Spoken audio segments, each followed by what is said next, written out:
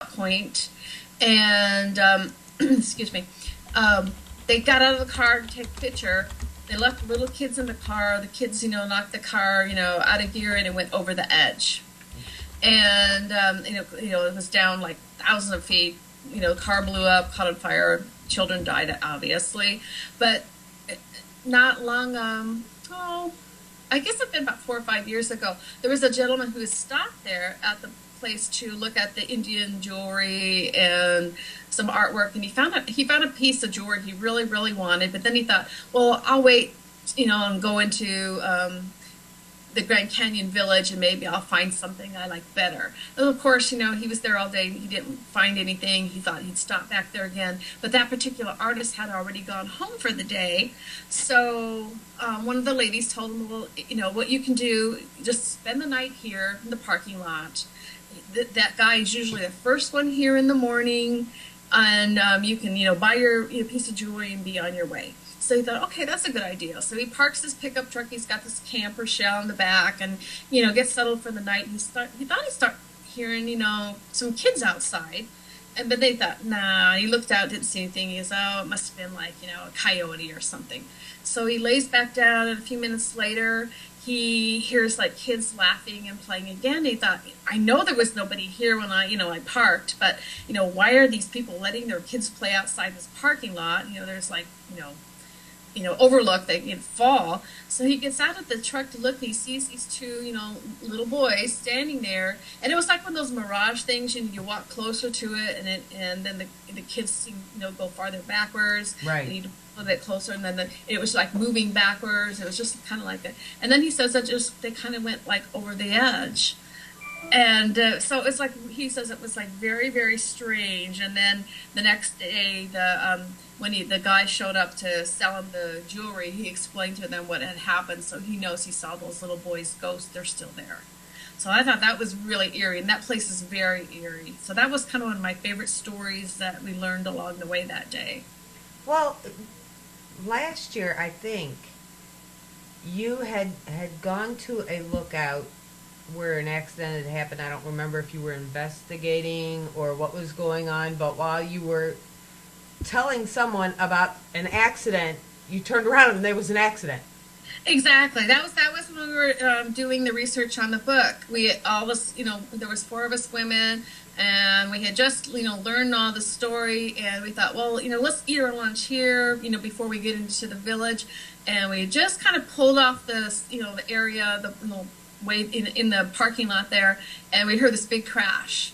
And of course, my one friend is a nurse, and so we jump back in the car, we head to the scene, and and she's is barking orders at us, empty out the ice chest, get the bag, trash bags, and fill it with ice for me. So we took care of all the people there until the paramedics could get there and take care of the rest of them. But yeah, I think it was just so eerie that there was an accident. We were learning about this accident, and then in a matter of minutes, there's this 3-car accident just right there, off the highway that goes into that area. So it's like a cursed area or something. Or maybe the kids didn't want you to know about the story until then because they knew what was going to happen and needed the nurse there. Right, exactly. It was kind of eerie, knowing that what had happened there, and now we've got something else going on, and there were young kids in some of these cars too. So it was like just making sure everybody was okay till the paramedics did arrive. So well, you've also being there, you're exposed to it from several different angles, and by that I mean you have not only our Old West history, you have a lot of Native American. Not only locations but history there, and and there's a huge Spanish influence there too, isn't there? Right. Yeah. It kind of all combines together. Right. I don't know.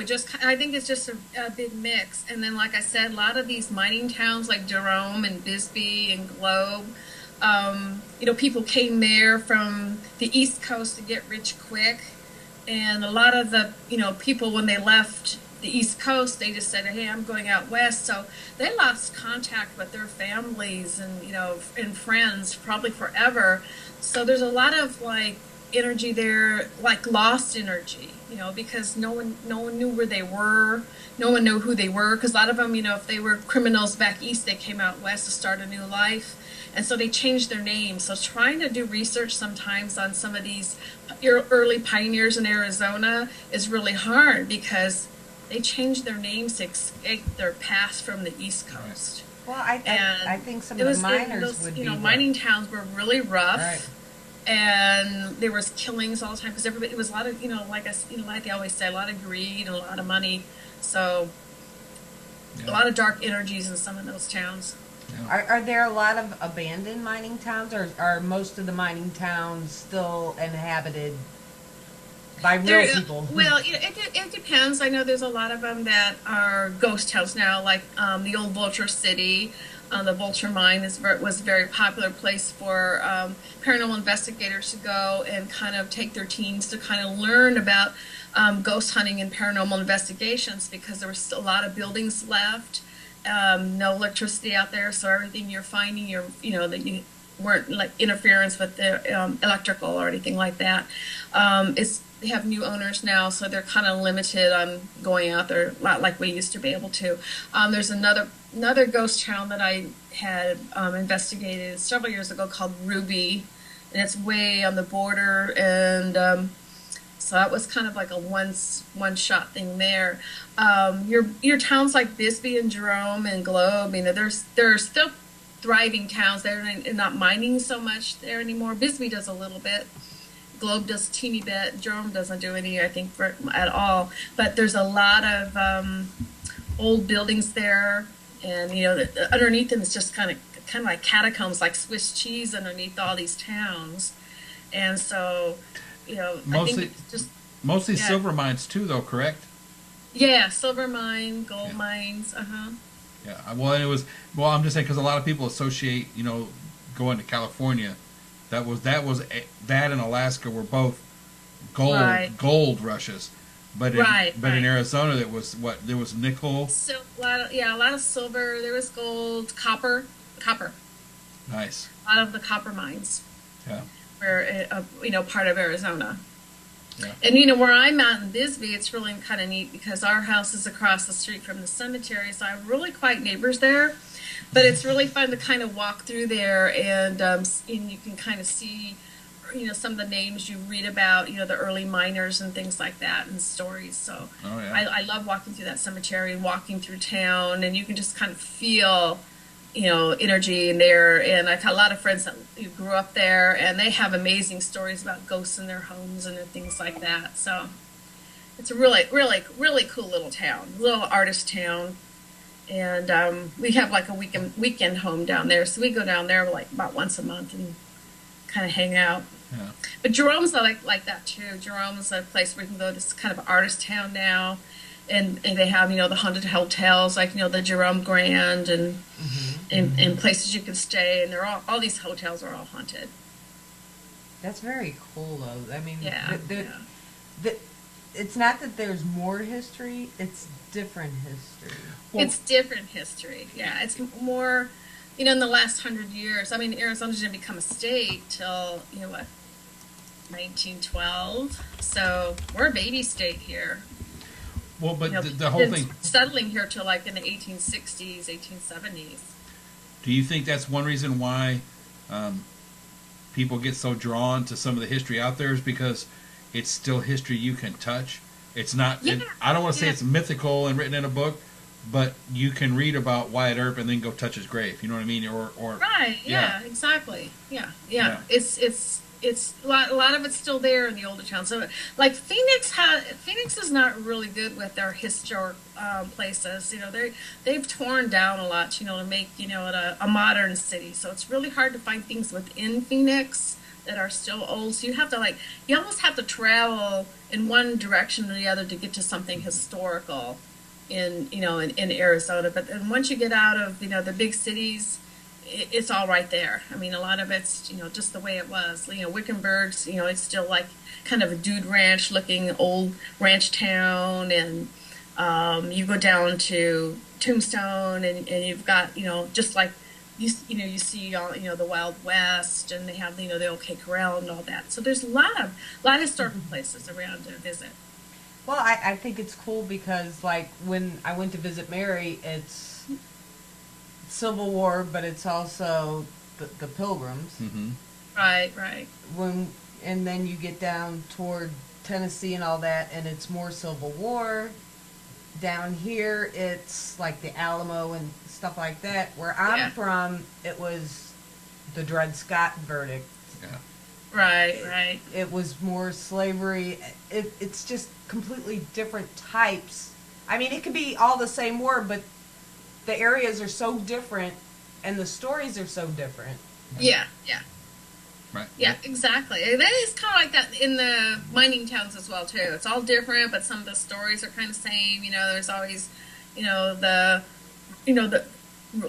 murders, and fighting over, the mining and ore and things like that. And we didn't have that. We didn't have that much Civil War stuff here. I think there was a couple little battles. Well, in Concho Peak, I think they had a mini battle there. In St. Louis, there wasn't a lot of Civil War type stuff. We have a lot of caverns and stuff that St. Louis is built on, but that was more for bootlegging and stuff. Yeah, there wasn't. It never kind of got that far north and west. Well, on the Mississippi anyway. Right. In Missouri, we were kind of in the middle, so we'd send a son north, a son south. That way, either way, you really didn't lose. Yeah.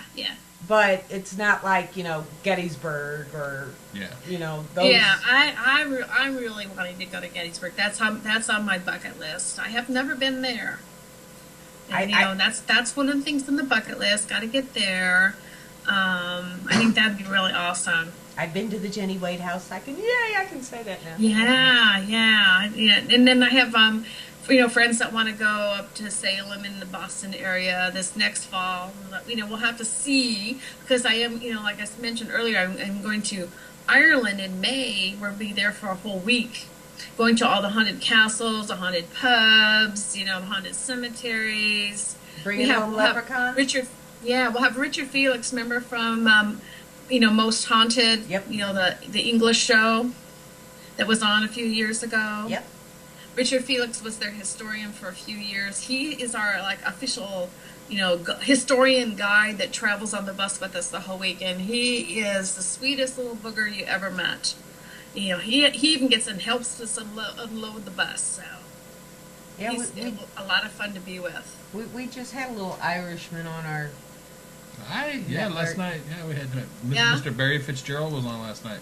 Oh yeah, Barry. He's. I love to listen to his voice. Oh. So do I. I love to listen to Irish. Yeah, I can't compete with that. They just have such a unique little flair the way they talk. Yeah. I don't know. I get a kick out of everybody's accents. Yeah. When I first moved to Arizona, everybody thought I sounded like Henry Fonda because I was from Nebraska, and that's where Henry Fonda's from. They go, "You sound just like Henry Fonda. You talk so slow," but I don't talk slow anymore. And I was like, blah, blah, blah, blah, blah, blah. Well, me, when I'm down here, everybody says I sound like a Yankee. When I go home, everybody says I sound like a Southern belle. So one of my friends actually dubbed me a Bostonian redneck. Yeah. That's a combination. That's for sure. When I say dog, it's dog. But I can also get down south with y'all. Y'all. It's my family's She parks her truck in the yard. The car in the yard. Yeah. And then I gotta wash the dog. Yeah. Yeah. Yep. Everybody has their little quirky accents. Yeah, I know. do. I love it. Do you, and I wanted to ask you about this, how important it is, if you're part of a group, how important is it, and if you would give us your opinions, how important is it for somebody to help out in the community that they live in? Because I know you guys do a lot of help, like you said, cleaning up, being part of a preservation society. Mm-hmm. Can you talk about that for a minute and let our viewers know how important it is that if you're on a group, get involved in your community in some way, shape, or form? Exactly. We all really, like like the cemeteries, obviously. And when we do go to a cemetery, that's not exactly, the historic cemetery, one of the first things we always do, we always have trash bags with us, and we kind of, do a walkthrough and pick up, everyone else's trash, whether it be beer bottles, empty, drink cups or whatever. And I always feel like we're showing good intentions to the spirits that are there, so they know we're not there to trash the place, but just to be, to observe and take pictures and record voices. As far as the Pioneer Cemetery goes, if there's nobody to kind of take care of it and save it, it'll be gone. And that's what it was happening with that cemetery. For years and years, it kind of just, went on the wayside. Right. And everybody, moved people to the newer cemeteries with the green grass, and it became over, grown with weeds and cacti. So we go in there and we, clean it up. We go in there and we are now doing a lot more tours there than they had in the past. And we, actually have little tours, geared to different walks of life. If people want to learn about the mayors and governors and officials that are buried there, we can take and show those graves. If they want to see the sheriffs and the law enforcement people, we can do that. And like I'm doing the doctor one that's coming up. So we even have like the madam and several prostitutes buried in that cemetery right along with everybody else. So, everybody's equal there. But it is important to, if you are a group, if you have something that you're a cause you're really, into, do things for them. And we've come a lot better in Arizona now, where several teams will work together on investigations together now, where before that was completely taboo. You don't want to divulge any of your secrets, of locations. You don't want to, people didn't want to divulge anything that they discovered because they didn't want the next person to go there.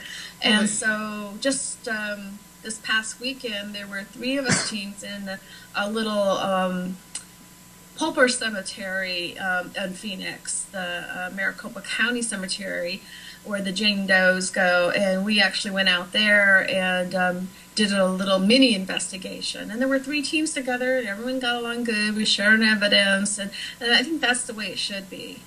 Well, to me, we're in it to learn from each other. To me, it makes no sense to have the secret location, because yes. if I got a really good location, I'd be more than happy to bring people with me or say, hey, it's available for, that way they can go in and maybe confirm some of what you've gotten. Yeah. Right. Or even debunk something that you thought that you really something had missed. and it was really good, and if someone went back, you overlooked that, this building, we went back behind and the electrical box was here, and we can see some of the wires were kind of, jiggly on there. Maybe that's why you were getting, weird EMF or something like that. And it's good to know if other people have, everybody does it a little bit different. So if everybody kind of puts everything together, it'll all tie in together. Well, and I've had that happen too, where teams have told me this and this and this happened and that happened, and I go in there and I'm more of I try to disprove before I prove, right.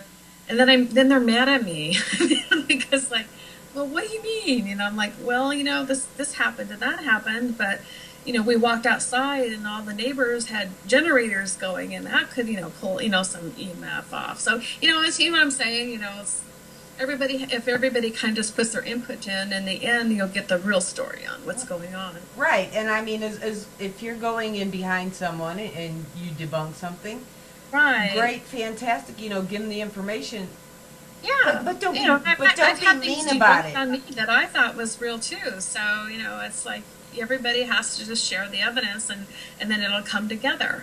But I mean, you'll have yeah. some people go in and go, well, if you'd have paid attention, we don't need all that. Just say, hey, I found this, and show it to them. And next time you go there, check this again. Right. I've done that too.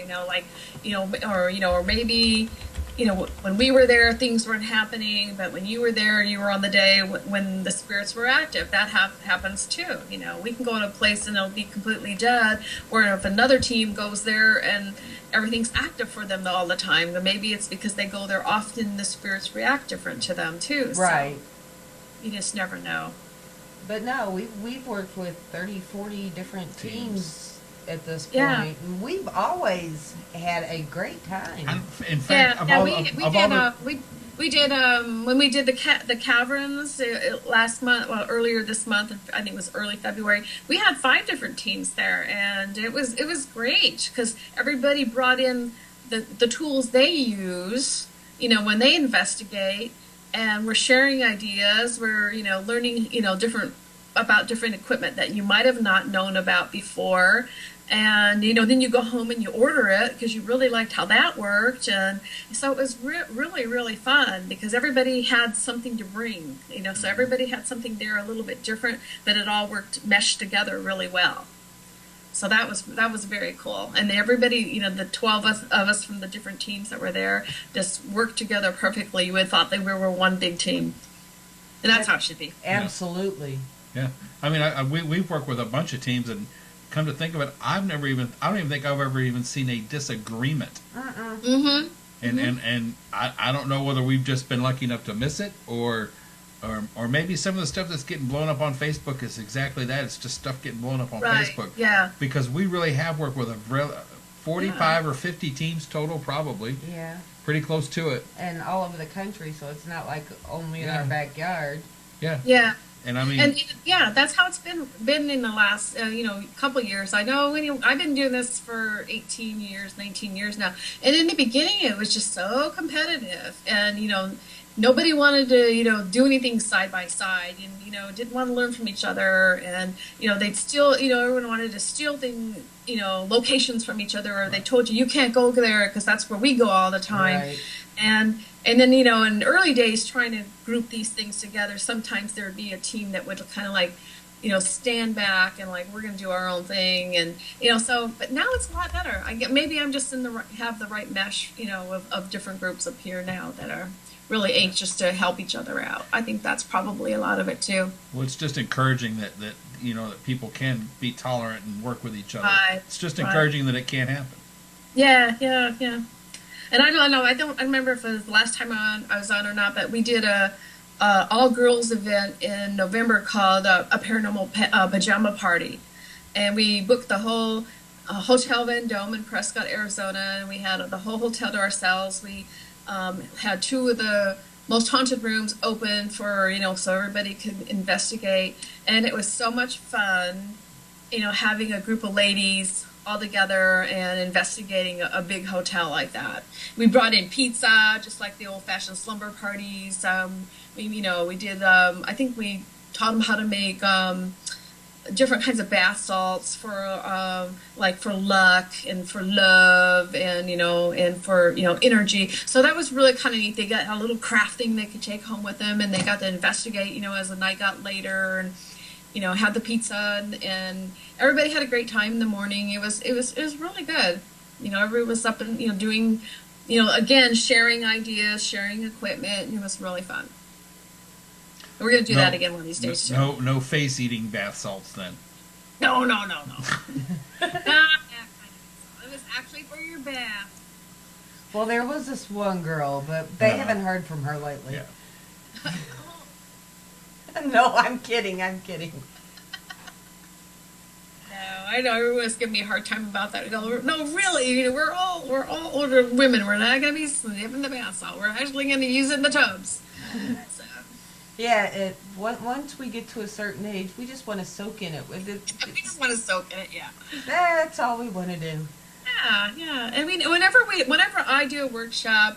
I know it's just because I'm an old Girl Scout or whatever. I always feel like we have to do something to learn something while we're doing, the event. In the cave, what we did is I read about some other team had done this before, where they took, crystals, and when they were inside the cave, they all did like a ceremony to energize their crystal so that when they carry it on future ghost hunt, this crystal would be all energized for them. It's for protection and maybe to enhance the energy in a room. So that was kind of what we did in the cave as far as kind of a little exercise learning thing. So I always like to do something where they're actually, learning something old from the olden days to put with all the new stuff, the new way of ghost hunting as well. So, well, that's where the cemetery cleanup from our Girl Scout days, because that's like rule number one. You leave a place cleaner than you walked into it. Exactly. That's probably why. Well, and if everybody did that, oh my goodness, what could we change? I know, and it only takes a minute. When we've gone out to cemetery locations, I've hand everybody a bag, and we've got the place picked up in 20 minutes, and and it's a better place, and the spirits are going to be more respond better because they know we're good people, and it always works. So it's something I always do too. It's nice to clean up a cemetery. It's a good feeling. I know, poor Eric. Every time we go and I see something broken, Eric, fix it. That's 900 pounds. Are you crazy? I can't pick that. Just scoot it back. I know. I rescued a tombstone. Was it 2 years ago? It was one of the ladies down at the cemetery where I volunteer was out antiquing, and she saw this old tombstone out in front of the antique store, and she questioned the man, and he's acting kind of funny, and he's like, oh well, yeah, that's the tombstone from my dead wife, ha ha ha ha. And he goes, no, it was at the property when I bought it. Well, she wrote down the name, so she went and looked up, and she's like, well, that tombstone belongs in our cemetery. It's been gone. Someone stole it. There's a lot of tombstones missing in the cemetery because obviously, like I said, it was run down for many years. So my one friend and I jump in their PT Cruiser, and we decide we're going to go get that tombstone, right now. So we drive all the way up to Mayor, and we did this whole big sob story. We're like, it was my grandfather's tombstone, and we promised if we ever found it, we'd take it back to the cemetery. And this man's not buying this, and I'm like, okay, maybe we should call the sheriff. Why this tombstone's here? And so finally we give him $200, and of course we can't pick up this tombstone. It probably weighed, a ton. And we can't, let alone get it into a PT Cruiser. Right. So we dash home. The next day, then my boyfriend and I drive up with his truck and an engine hoist. And we had to actually lift this, tombstone like a motor into the back of the pickup truck, and then take it back down to Phoenix and unload it, and put it on a dolly and wheel it into the cemetery. So that was my big tombstone run. I felt like Indiana Jones, going through all this stuff, loading the tombstone into the truck and everything. But it was really cool. It was kind of a really neat thing to do. I can see her with the hat and the whip. Right. But it's really cool. I had like a little tam on that day. I was looking at it funny.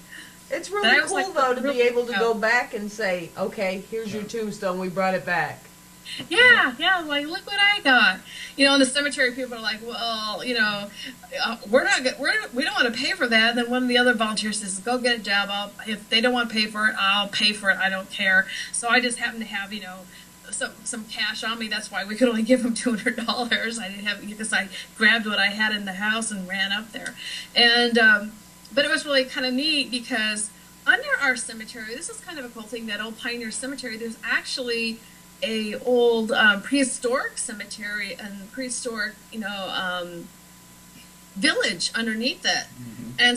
And so at the time when this was all going on, they were digging a new sewer line between the road that goes between the cemeteries, and they had it all dug up, and they were doing excavating and pulling out pieces of pottery and everything. So when I got there with the tombstone, they were working that day on that Sunday, thank goodness. So I ran down there and I said, well, you guys, we want to do another little kind of a rescue thing with me. I need to help get this out of the pickup truck. So it was then it really felt like Indiana Jones, because I had these people that this was their job, doing history work and stuff like that. So it was really neat.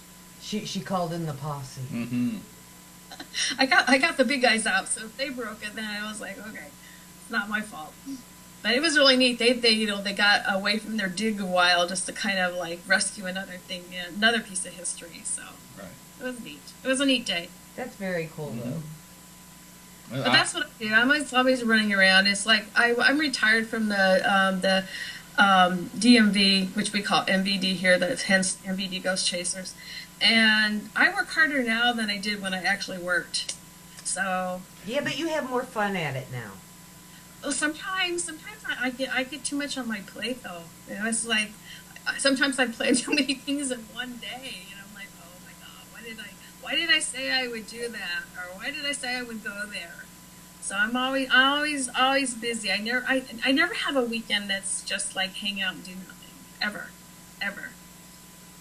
So And we blame men. No, I'm kidding. yeah, it's pretty crazy, but it's fun. Meet a lot of fun people everywhere too. So Well, unfortunately, we ran out of time a while ago, but you're supposed to go. Okay, you gotta go now. Bye. no. But for those who don't know and are interested, Debbie has written almost an entire library of books. Where can our viewers find you and or your books? Oh. Okay, well, you can find me on Facebook under Debe Branning, really easy. You can find me under MVD Ghost Chasers, and I write for Examiner.coms for Arizona. I write Arizona haunted sites, and then I have a national column called Haunted Places. These are my books. I'll hold them up. This is the new one. It's probably glaring there. Huh? I actually have that up on a graphic right now. Okay, Graveyard Shift and Sleeping with Ghosts. You can get from me or American Travelers Press, and then the Grand Canyon Ghost Stories.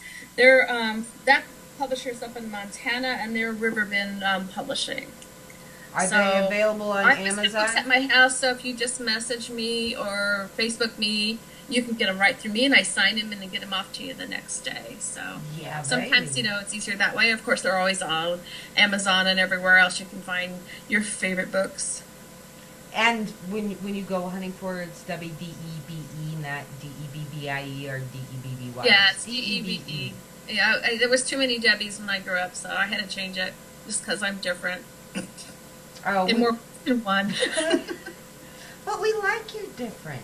Mm-hmm. Well, I know it would be strange to be sane. I think I don't know. I like 4-letter names. Yeah, it's yeah. So Well, it's just easier. my real name is Eric, E-R-I-C. My nickname is Yeti, Y-E-T-I. I like 4-letter names. Sometimes you can be a real D-O-R-K. Hey, well, I've been accused of being other 4-letter words too, but we won't go into that. This is a family show. Right. Well, Debbie, we would like to thank you so very much. You are always such a delight, and we had comments going the whole time in the chat room about what a great storyteller you are and how they're really enjoying it. And we always enjoy it. I love telling stories. I love listening. We know. I know. And that's amazing because I'm a blabbermouth. But I'm narrow-shouldered. Oh, stop. The next time I come on, I'll have to tell you what happened on the cemetery crawl. That's going to be like April 6th. So if anybody wants to have a team, we still have openings for teams. You either have to have 3 people or 4 people, and it's only $30 a person to be on it. Get on a team. So it's real easy, and you just pay for your own gas in your motel room where we stay over the night. So other than that, you win a wonderful bag of crap at the end. Yeah. Nice. and you never know what kind of crap's going to be in You that never know. bag. It's everybody goes, oh, here's all the Halloween stuff I didn't want from last year. Here, Deb, give it out for your cemetery crawl. It's the fun It's getting there. It's it Halloween. doesn't matter what you win. It's basic. It's just for fun, and then you have the bragging rights that you got first place. That's about it. Absolutely. So it's like Halloween regifting. It's kind of Halloween regifting. Okay. That's it. That works. That works. And what? I don't know what you want me to do. Say thank you, Debbie. Thank you, Debbie. Thank you for being with us tonight. All right, thank you. Bye-bye. Bye. And with that subtle hint, he just totally. I didn't know what she wanted. Say goodnight, Mary. Well, Debbie said Debbie. goodnight. Bye, Debbie. Thank you all for joining us.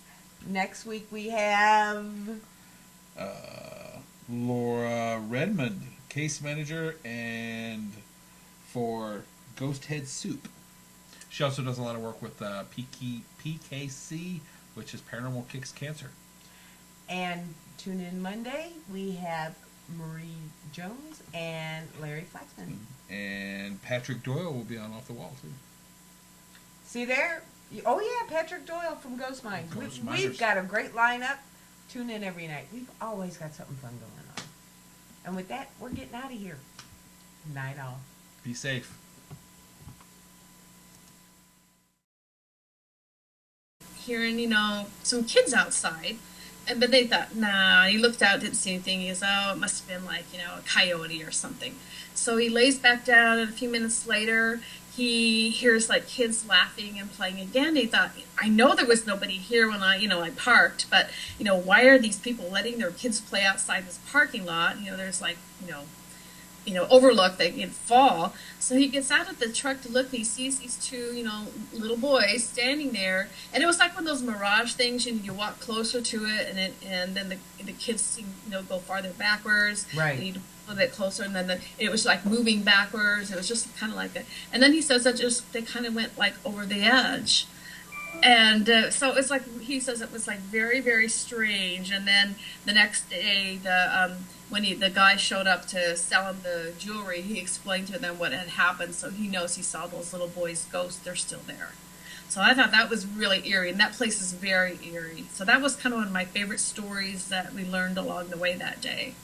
Well, last year, I think, you had gone to a lookout In Friends, probably forever. So there's a lot of like energy there, like lost energy, because no one knew where they were. No one knew who they were, because a lot of them, if they were criminals back east, they came out west to start a new life. And so they changed their names. So trying to do research sometimes on some of these early pioneers in Arizona is really hard, because they changed their names to escape their past from the East Coast. Well, I think some of the miners would be mining towns were really rough. Right. And there was killings all the time, because everybody, it was a lot of, like they always say, a lot of greed and a lot of money. So a lot of dark energies in some of those towns. Yeah. Are there a lot of abandoned mining towns, or are most of the mining towns still inhabited by real people? Well, it depends. I know there's a lot of them that are ghost towns now, like the old Vulture City. The Vulture Mine was a very popular place for paranormal investigators to go and kind of take their teens to kind of learn about ghost hunting and paranormal investigations, because there was a lot of buildings left. Where an accident had happened. I don't remember if you were investigating or what was going on, but while you were telling someone about an accident, you turned around and there was an accident. Exactly. That was when we were doing the research on the book. There was 4 of us women, and we had just learned all the story, and we thought, well, let's eat our lunch here, before we get into the village, and we just kind of pulled off the the area, the way in the parking lot there, and we heard this big crash. And of course, my one friend is a nurse, and so we jump back in the car, we head to the scene, and and she's is barking orders at us, empty out the ice chest, get the bag, trash bags, and fill it with ice for me. So we took care of all the people there until the paramedics could get there and take care of the rest of them. But yeah, it was just so eerie that there was an accident. We were learning about this accident, and then in a matter of minutes, there's this 3-car accident just right there, off the highway that goes into that area. So maybe it's like a cursed area or something. Or maybe point, and excuse me, they got out of the car to take a picture. They left little kids in the car. The kids, knocked the car, out of gear, and it went over the edge. And it was down like thousands of feet. The car blew up, caught on fire. Children died, obviously, but not long. I guess it's been about 4 or 5 years ago. There was a gentleman who was stopped there at the place to look at the Indian jewelry and some artwork, and he found a piece of jewelry he really, really wanted. But then he thought, well, I'll wait, and go into the Grand Canyon Village, and maybe I'll find something I like better. And of course, he was there all day. He didn't find anything. He thought he'd stop back there again. But that particular artist had already gone home for the day. So one of the ladies told him, well, what you can do, just spend the night here in the parking lot. That guy is usually the first one here in the morning, and you can, buy your piece of jewelry and be on your way. So he thought, okay, that's a good idea. So he parks his pickup truck. He's got this camper shell in the back, and gets settled for the night. The kids didn't want you to know about the story until then, because they knew what was going to happen and needed the nurse there. Right, exactly. It was kind of eerie, knowing that what had happened there, and now we've got something else going on, and there were young kids in some of these cars too. So. It was like just making sure everybody was okay till the paramedics did arrive. So well, you've also being there, you're exposed to it from several different angles, and by that I mean you have not only our Old West history, you have a lot of Native American not only locations but history there, and and there's a huge Spanish influence there too, isn't there? Right. Yeah. Kind of all combines together. Right. I don't know. I think it's just a big mix. And then, like I said, a lot of these mining towns like Jerome and Bisbee and Globe, people came there from the East Coast to get rich quick. And a lot of the, people, when they left the East Coast, they just said, hey, I'm going out west. So they lost contact with their families, and,